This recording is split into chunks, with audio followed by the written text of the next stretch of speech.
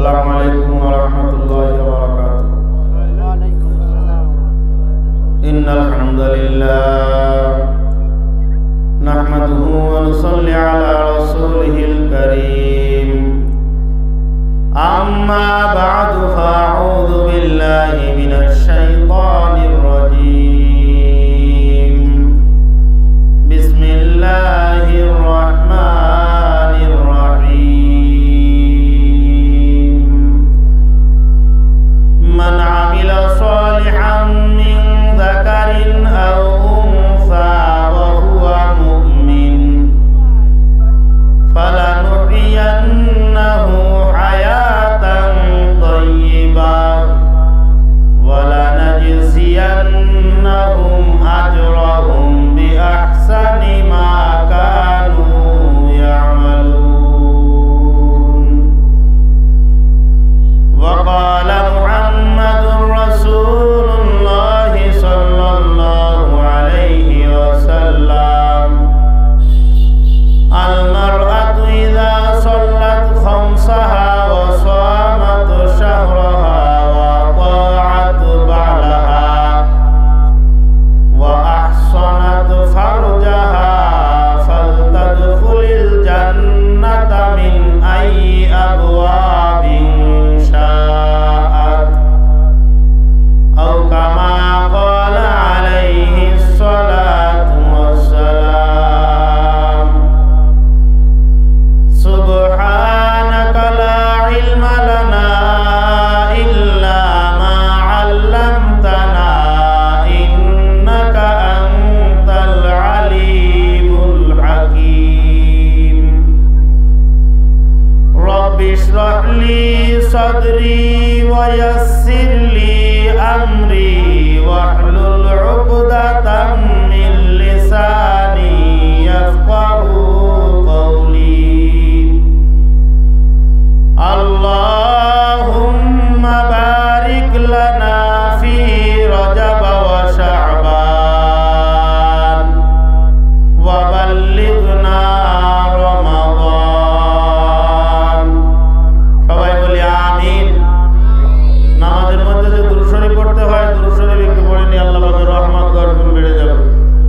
আল্লাহুম্মা সাল্লি আলা মুহাম্মাদিন ওয়া আলা আলি মুহাম্মাদ কামা সাল্লাইতা আলা ইব্রাহিম ওয়া আলা আলি ইব্রাহিম ইন্নাকা হামিদুম মাজিদ।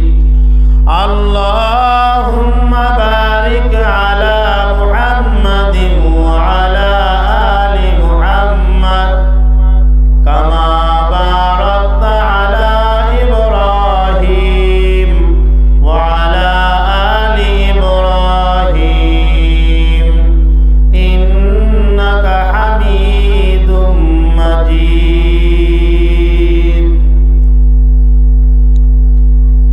আল্লাহ পাক রব্বুল আলামিনের বান্দা জনাবে মুহাম্মদ রাসূলুল্লাহ সাল্লাল্লাহু আলাইহি ওয়াসাল্লামের উম্মতগণ, মহান আল্লাহ পাক রব্বুল আলামিনের দরবারে লাখো কোটি শুকরিয়া যে আল্লাহ পাক রব্বুল আলামিন আপনাকে আমাকে দুনিয়ার সমস্ত কাজকর্ম থেকে অবসর দিয়ে গুরুত্বপূর্ণ একটা মুহূর্ত, একটা সময়, পবিত্র মাহে রমজানুল মুবারক একদম সন্নিকটে। রমজানের থেকে, রমজান বাদ দিয়ে সব থেকে বড় মুবারক এবং গুরুত্বপূর্ণ মাস হলো শাবান মাস। সেই শাবানের সম্ভবত আজ 19 তারিখ, 20 তারিখ হয়ে গেছে। আল্লাহ পাক রব্বুল আলামিন সেই রকম একটা সময় কুরআনী মজলিসে, উলামায়ে কেরামের মজলিসে আল্লাহ রাসূলের বর্ণনা অনুযায়ী জান্নাতের বাগিচায় আমাদেরকে বসার তৌফিক দান করেছেন। অন্তরস্থল থেকে কালিমাতুর শুকর আদায় করি আলহামদুলিল্লাহ। বাজান, আপনারা কি ওয়াজ শুনতে শুনতে ক্লান্ত হয়ে গেছেন? একটু কথা বলেন, ক্লান্ত হয়ে গেছেন? সবাই বলেনি, 3-4 জন বাকি আছে এখনো কথা বলার। আপনারা কি ওয়াজ শুনতে শুনতে ক্লান্ত হয়ে গেছেন ভাই? যাক আলহামদুলিল্লাহ। না, যদি আপনারা ক্লান্ত হয়ে যান, আমি খাওয়া দাওয়া সেরে তারপরে আসছি। হুজুর এই কিছুক্ষণ পরে দেখা যাচ্ছে হুজুর শুনবো না তোমার তা, আপনি যদি চলে যান আমিও চলে যাব। আর কর্তৃপক্ষ এই কথা বলতে পারবে না যে ওয়াজ করলে না বাদ দেবো না, যাও। আমি সেটা সাইরে আসছি আগের থেকে, খাওয়া দাওয়াটা কমপ্লিট। এখন কোরআনে হাকিমের সূরাতুন নাহাল এর 96 নম্বর আয়াতে কারিমা আমি আপনাদের খেদমতে আরজ করেছি। মিশকাত শরীফের 271 পৃষ্ঠা থেকে একখানা হাদিস আমি আপনাদের খেদমতে আরজ করেছি। আল্লাহ পাক রব্বুল আলামিন যদি তৌফিক নসিব করেন, আপনারা যদি আন্তরিকভাবে সহযোগিতা করেন, দোয়া করেন, ইনশাআল্লাহ আমি সর্বোচ্চ চেষ্টা করব এই আয়াত এবং হাদিসের আলোকে সামান্য কয়েকটা কথা আপনাদের খেদমতে আরজ করার। আপনারা দোয়া করবেন তো ইনশাআল্লাহ, সহযোগিতা করবেন তো ইনশাআল্লাহ।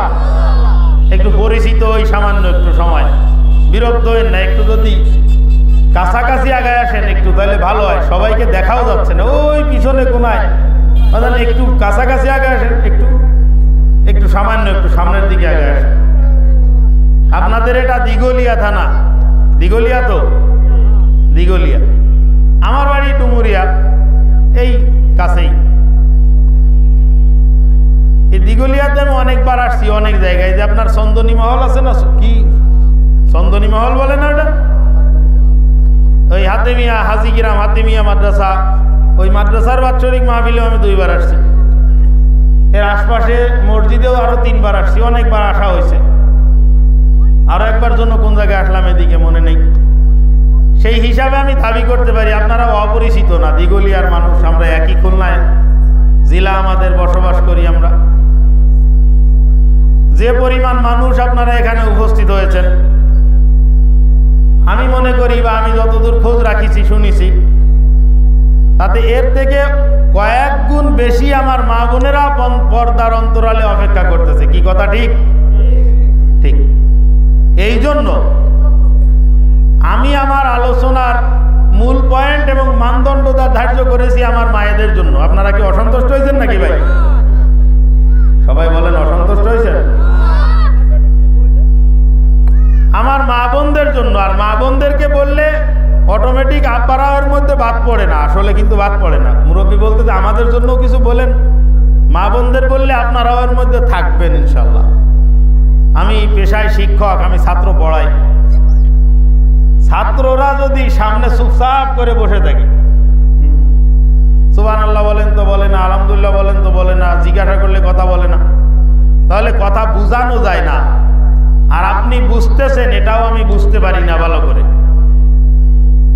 মানুষ যখন দৌড়ায়, দৌড় দেয়, হাত দিয়ে দৌড় দেয় না পাও দিয়ে দৌড় দেয়? সবাই বলেনি কি দিয়ে দৌড়ায়? পাও দিয়ে দৌড়ায়। এবার আমি আপনার কাছে জিজ্ঞাসা করি, একটু বলবেন, এখান থেকে বললাম খেয়াঘাট পর্যন্ত দৌড় দাও, একজন ফুল স্পিডে দৌড়ে চলে গেছে। ওইখানে যাওয়ার পরে তার হাত দুইটা এরকম পিছমোড়া করে বেঁধে দিবেন, এরকম পিছমোড়া করে বেঁধে দেওয়ার পরে বলবেন যে আবার দৌড়াও। ওই লোকটা দ্বিতীয়বার দৌড়ে যদি আসে তাহলে প্রথমবারের মতো গতি থাকবে না কমে যাবে না বেড়ে যাবে? তা আপনি তো একটু আগে বললেন ভাই যে মানুষ পাও দিয়ে দৌড়ায়। আমি তো পাও বেঁধে দেওয়ার কথা বলেছি, কি পাও বেঁধে দেওয়ার কথা বলি নাই, আমি বলেছি হাত বেঁধে দেওয়ার কথা। হাত বেঁধে দিলে কি পায়ের গতি কমে যায়? কথা কয় না? যায় না? যায়। পাও দিয়ে দৌড়ায় মানুষ, কিন্তু হাত ওকে একটা সাপোর্ট দেয়, এরকম না, মানে দৌড়াইলে এরকম করে হাত। এই হাতটা যদি এরকম করতে না পারে তাহলে পায়ের গতি ঠিক মতো থাকে না। আমি এখানে আসছি কষ্ট করে, অনেক দূর থেকে আসছি, সেই হিসাবে মনে করেন পায়ের ভূমিকা তো আমি পালন করবো ইনশাআল্লাহ। সামনে বসে আপনি কি হাতের ভূমিকা পালন করতে পারবেন? ইনশাআল্লাহ আপনি হাতের ভূমিকা পালন করেন, পায়ের গতি ভালো থাকবে আল্লাহর রহমত। আর যদি আপনি হাতের ভূমিকা পালন না করে চুপচাপ এরকম যদি বসে থাকেন তাহলে কিন্তু পায়েরও গতি থাকবে না। আল্লাহ পাক রব্বুল আলামিন আমাদের সবাইকে কবুল করুন, বলেন আমিন। পবিত্র কোরআনে হাকিমের সূরা নাহালে আল্লাহ পাক রব্বুল আলামিন নারী এবং পুরুষ এই দুইজনের জন্য দুইটা নির্দেশ করেছেন। নারী এবং পুরুষের জন্য নির্দেশ করেছেন দুইটা। আর এই নির্দেশ যদি কোনো ব্যক্তি ফলো করে, এই নির্দেশ পালন করলে আল্লাহ পাক রব্বুল আলামিন পুরস্কারও ঘোষণা করেছেন দুইটা। বলেন সুবহানাল্লাহ। কাজ কয়টা? কথা বলেন, কাজ কয়টা? দুইটা। এই দুইটা কাজের পুরস্কারও কয়টা? দুইটা। এই দুইটা কাজ এবং এই দুইটা কাজের পুরস্কার রাসূল আরবি সাল্লাল্লাহু আলাইহি ওয়াসাল্লাম পবিত্র জবানে হাদিস শরীফের মধ্যে মা বোনদের জন্য 4টা দায়িত্ব দিয়েছেন।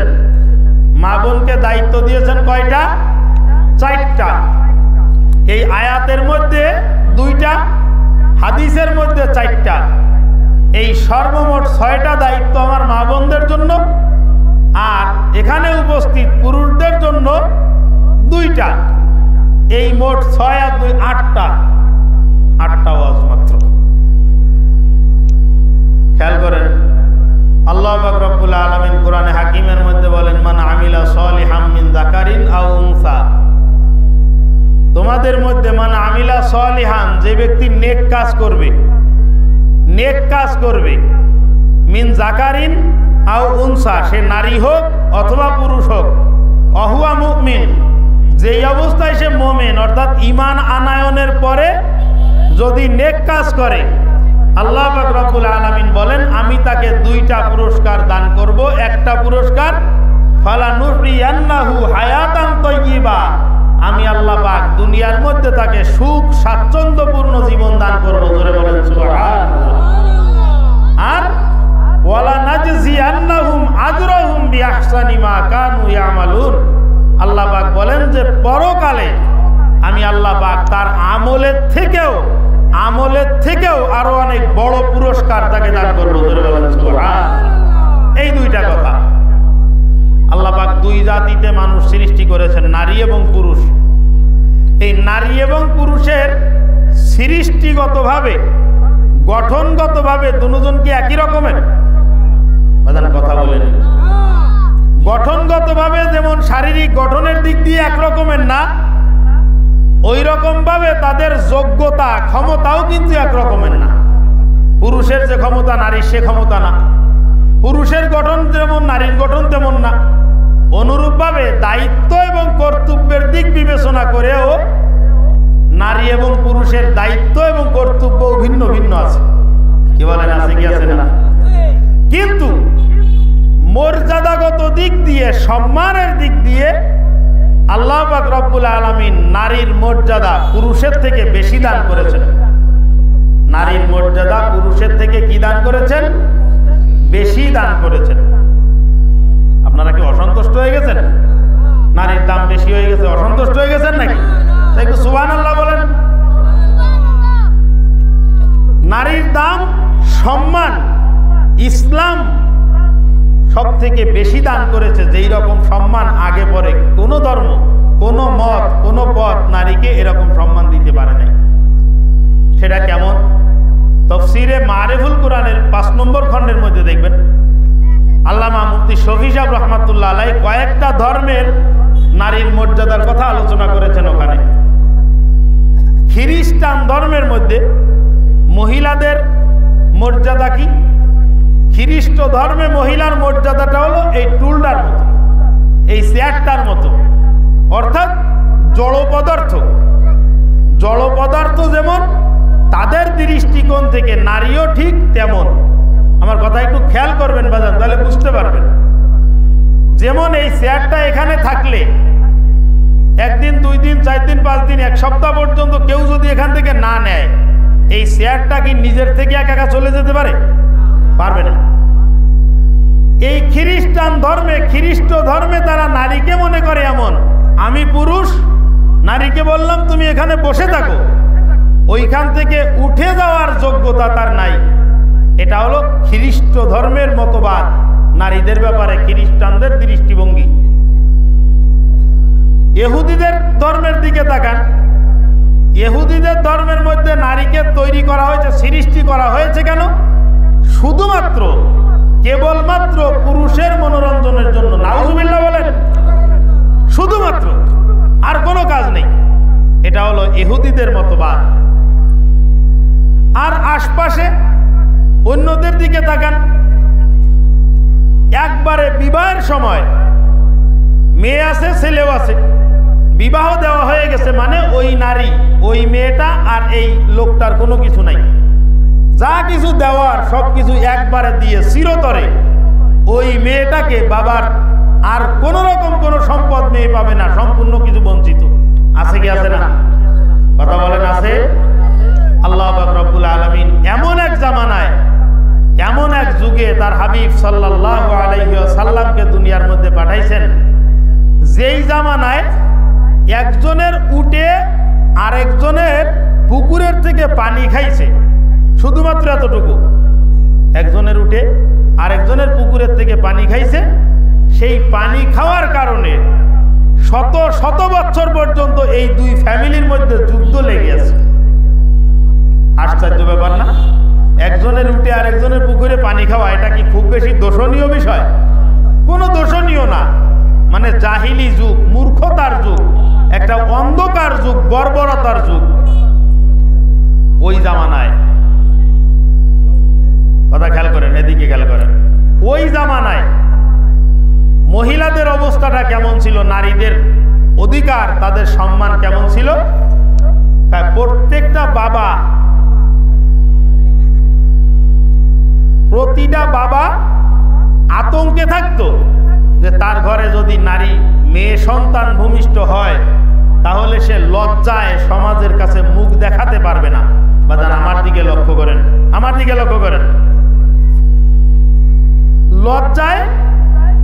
লজ্জায় মুখ দেখাতে পারে না মেয়ে সন্তান ভূমিষ্ঠ হইলে। এই রকম একটা জামানা, এই রকম একটা সময়, যেটাকে জাহিলি যুগ বলা হয়, আল্লাহ পাক রব্বুল আলামিন তার হাবিব সাল্লাল্লাহু আলাইহি সাল্লামকে সেই জাহিলি যুগের মধ্যে পাঠাইছেন। এদের জাহিলিয়াতের অবস্থাটা কি, বর্বরতার, অশিক্ষিত, মূর্খতার অবস্থাটা কি? আমার খুব বেশি বিরক্ত লাগতেছে নাকি? আমার দিকে লক্ষ্য করেন, এদিক ওদিক দেখতেছেন কেন? আমার দিকে লক্ষ্য করেন। বলতেছিলাম, এমন একটা জামানায় আল্লাহ পাক তার হাবিবকে পাঠাইছেন, যেই জামানায় মেয়ে সন্তান ভূমিষ্ঠ হওয়া ওই বাবার জন্য লজ্জা। আল্লাহ পাক কোরআনে হাকিমের মধ্যে বলতেছেন সেই ঘটনা, ওয়াইযা বুশিরা আহাদুহুম বিল উনসা ওয়াল্লা ওয়াজহুহু মুসওয়াদ্দান ওয়া হুয়া কাযীম।